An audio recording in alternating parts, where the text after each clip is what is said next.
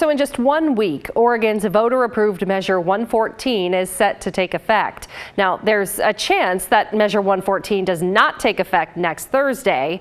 That's up to a judge to decide during a hearing tomorrow morning at 10 a.m. So more on that in a minute. But in case you haven't been paying attention, Measure 114 is a really strict form of gun control that will vastly change the way that guns are bought and sold in Oregon. Since it narrowly passed in this election, several lawsuits have been filed, including another one just today by the National Shooting Sports Foundation. Here's a recap of what would change if the law does take effect. Any people who want to buy a gun will have to get a permit first. Those will be issued by local law enforcement, but the process to do that is still unclear, and state police, they will put that together. So the steps to getting a permit include completing a gun safety class that meets certain requirements and then submitting to a federal criminal background check, which does include getting your fingerprints taken. Those permits could cost up to $65 and would be good for 5 years. If you are denied a permit, there is an appeal process, but if you're approved for a permit, there is no limit on the number of guns you can buy.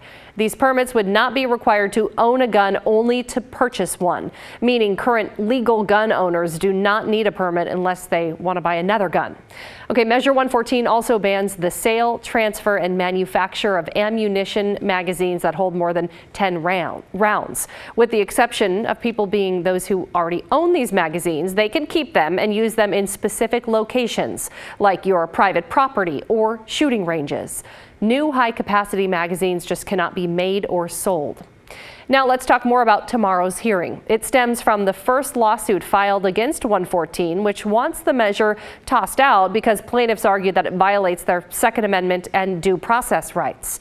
Tomorrow's hearing is for a judge to decide on whether to place an injunction or pause to put the measure on hold until a ruling can be made on the constitutionality of the measure.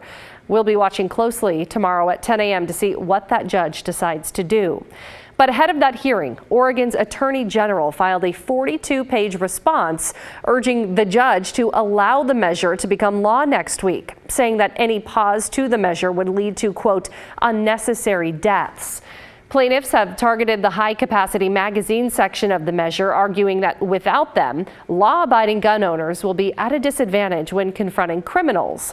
The AG contends that magazines hold more than 10 rounds that hold more than 10 rounds are not arms protected by the Second Amendment, and that current gun owners involved in the lawsuit will not be harmed if the measure becomes law. Writing, plaintiffs can continue to keep and bear the arms they currently possess, which is enough to protect their Second Amendment rights for the pendency of this litigation. The Attorney General's office also disagrees that Measure 114 violates the due process rights of the plaintiffs, saying that people who already own high-capacity magazines can keep them and use them in certain instances. They're not being taken away. Quote, the law does not punish past purchases, only future conduct. Legislation readjusting rights and burdens of such ownership is not unlawful solely because it upsets otherwise settled expectations. Now, in the Attorney General's office, what they did not talk about, though, in this filing is what's being done by state police or local law enforcement to actually get that permit process up and running in just a matter of days. In fact, even today, the Eugene Police Department came out and flatly said it will not have the permitting process in place by next Thursday, but says it is working with state police, the Association of Chiefs of Police, and the state's Sheriff's Association to implement a permit system as soon as possible. In that same statement, the police department pointed to numerous questions about Measure 114 that still need answering from the state and the courts. Answers that have to be found in just 7 days, unless the judge puts the measure on hold during tomorrow's hearing. So stay tuned for that. Well, still to come on the story.